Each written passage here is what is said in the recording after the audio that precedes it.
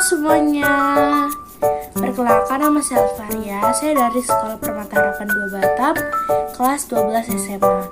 Hari ini saya akan menjelaskan tentang hikayat, di mana ada 5 materi yang akan kita pelajari pada hari ini. Yang pertama adalah pengertian hikayat, yang kedua adalah penyebaran hikayat, yang ketiga adalah ciri-ciri dari hikayat, yang keempat adalah unsur-unsur dalam hikayat, dan yang terakhir adalah cara mengapresiasi dan mengevaluasi sebuah hikayat. Jadi tanpa menunggu lagi, mari kita mulai. A. Pengertian hikayat. Kata hikayat ini diambil dari bahasa Arab, yaitu hikayat, yang artinya cerita, kisah, dongeng-dongeng. Dan menurut KBBI itu sendiri, hikayat diartikan sebagai karya sastra lama Melayu yang berbentuk prosa yang berisi cerita, undang-undang, dan silsilah rekaan, keagamaan, historis, biografis, atau gabungan dari sifat-sifat itu. Dibaca untuk pelipur lara dan untuk pembangkit semangat curang atau sekedar untuk meramaikan sebuah pesta. Nah, dari pengertian di atas kita dapat menyimpulkan bahwa hikayat ini merupakan suatu karya sastra lama yang berbentuk prosa karya.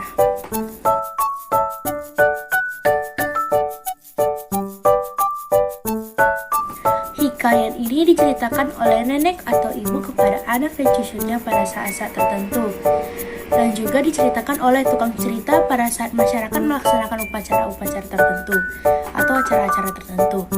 Cara penyebaran yang demikian itu membutuhkan kepandaian dan keterampilan pencerita dalam membuat kisahnya dengan berbagai cerita khayalan atau menyelipkan jenis khayalan yang sesuai dengan selera para pendengar.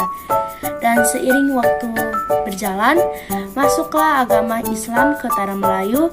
Hikayat mulai ditulis dengan menggunakan tulisan Arab Melayu. C. Ciri-ciri dari sebuah hikayat. Ada 5 ciri-ciri dari hikayat yang harus kita pelajari. Yang pertama adalah hikayat ini bersifat sastra lama. Yang kedua, hikayat ini ditulis dalam bahasa Melayu. Yang ketiga ini, kandungan cerita dalam hikayat ini biasanya tentang kehidupan kerajaan atau soal kehidupan raja. Yang keempat adalah terdapat unsur rekaan. Yang kelima adalah bentuk prosanya ini panjang. D. Unsur-unsur dari hikayat. Unsur-unsur dari hikayat ini kita dapat bagi dalam 2 macam, unsur intrinsik dan unsur ekstrinsik.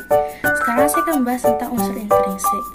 Ada 6 jenis unsur intrinsik yang dimiliki oleh hikayat. Yang pertama adalah tema, yang kedua adalah sudut pandang, yang ketiga adalah tokoh dan penokohan, yang keempat adalah latar, yang kelima adalah alur, dan yang terakhir atau yang keenam adalah amanat. Kita akan bahas satu persatu dari unsur-unsur ini. Yang pertama kita bahas adalah tema. Tema merupakan dasar dari sebuah cerita.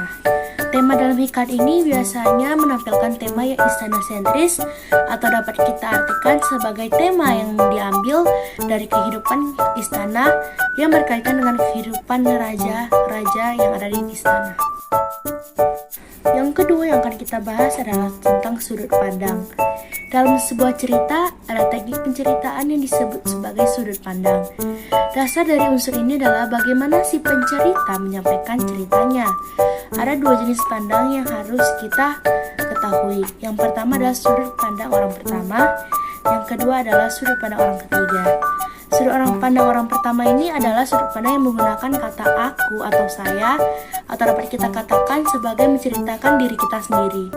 Sedangkan untuk sudut pandang orang ketiga adalah bisa dibilang penceritanya menggunakan kata dia, atau dapat dikatakan menggunakan nama dari sebuah tokoh, karena sudut pandang orang ketiga ini menceritakan tentang orang lain. Nah, pada hikayat kita lebih sering menggunakan sudut pandang orang ketiga dibanding orang pertama, dikarenakan hikayat ini cenderung lebih sering menceritakan tentang kisah orang lain. Yang ketiga adalah tokoh dan penokohan. Ada 3 pertanyaan atau soal yang dapat kita ajukan untuk mengidentifikasi tokoh dan penokohan dalam satu cerita. Yang pertama adalah siapa tokoh yang diceritakan dalam cerita tersebut. Yang kedua adalah bagaimana sikap tokoh tersebut dalam menghadapi peristiwa yang dialaminya. Dan yang ketiga adalah bagaimana pengarang menggambarkan watak tokoh tersebut. Hal yang keempat akan kita bahas adalah latar. Seperti yang kita ketahui, latar ini adalah sebuah tempat di mana lokasi terjadinya sebuah cerita. Seperti halnya tokoh, latar ini wajib ada dalam sebuah cerita. Logikanya seseorang melakukan sesuatu di suatu tempat dan di waktu yang tertentu. Nah, dalam hikayat, biasanya latar ini dikemas dalam satu paket yang berkaitan dengan tokoh. Sebagai contohnya, misalnya menggunakan suatu tema kerajaan, maka latarnya kita menggunakan latar di kerajaan atau di istana, dan tokohnya adalah seorang raja atau pangeran. Yang kelima yang akan kita bahas adalah alur. Alur ini sering diartikan sebagai jalan sebuah cerita. Namun dalam sebuah cerita, alur ini tidak hanya jalan sebuah cerita, tetapi mengandung konflik yang harus diselesaikan dalam cerita tersebut. Sebuah kisah yang dibuat karena adanya konflik, itu membuat alur merupakan jalan cerita yang ditambah dengan konflik. Para hikayat biasa menggunakan alur maju. Alur maju ini artinya adalah alur yang peristiwanya ini berjalan maju, tidak ada mundur atau flashback ke belakang. Selalu berurutan sesuai peristiwa satu ke peristiwa selanjutnya. Unsur terakhir yang kita bahas adalah amanat. Amanat ini adalah bagian di mana penulis menuliskan pesan ataupun nasihat yang ingin disampaikannya kepada pembaca melalui cerita hikayatnya. Cara mengapresiasi dan mengevaluasi sebuah hikayat. Yang pertama kita akan membahas tentang cara mengapresiasinya terlebih dahulu. Ada 4 pertanyaan dapat kita ajukan apabila kita ingin mengapresiasi sebuah hikayat. Yang pertama adalah bagian mana dari hikayat tersebut yang menunjukkan kelebihan atau kekuatan dari cerita hikayat. Yang kedua adalah apa yang menarik perhatian setelah menyimak hikayat tersebut. Yang ketiga adalah apa yang paling berkesan setelah selesai menyimak hikayat tersebut.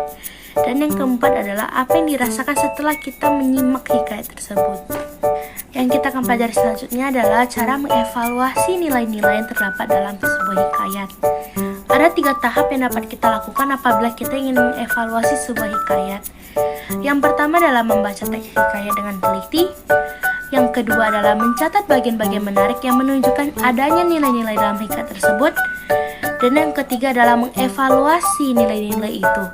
Misalnya mengaitkan dengan kehidupan sehari-hari masa sekarang dan apakah itu masih berlaku atau sudah ditinggalkan di masa sekarang. Sekian dari penjelasan saya pada hari ini. Semoga apa yang saya sampaikan pada hari ini bermanfaat bagi kita semua. Dan apabila ada kekurangan apa saat saya menjelaskan, mohon dimaafkan karena saya hanyalah manusia biasa yang punya banyak sekali kesalahan. Dan terima kasih karena sudah menyimak. Bye-bye.